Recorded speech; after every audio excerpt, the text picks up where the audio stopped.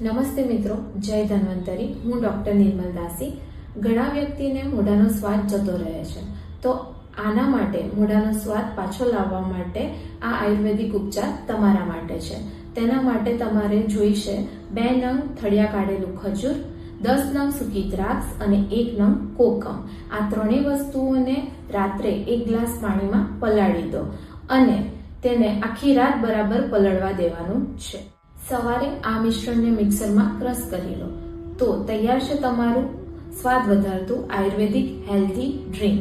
જો તમને આ મિશ્રણ વધારે ગળ્યું લાગે તો તમારી જરૂરિયાત પ્રમાણે તેમાં પાણી ઉમેરી શકો છો. સતત 3 થી 5 દિવસ આનો પ્રયોગ કરો. તમારા મોઢાનો સ્વાદ પાછો આવશે અને પાચન પણ સુધરશે. આવી જ ઉપયોગી માહિતી માટે ફોલો કરો સુવર્ણ આયુર્વેદા એન્ડ પંચકર્મ.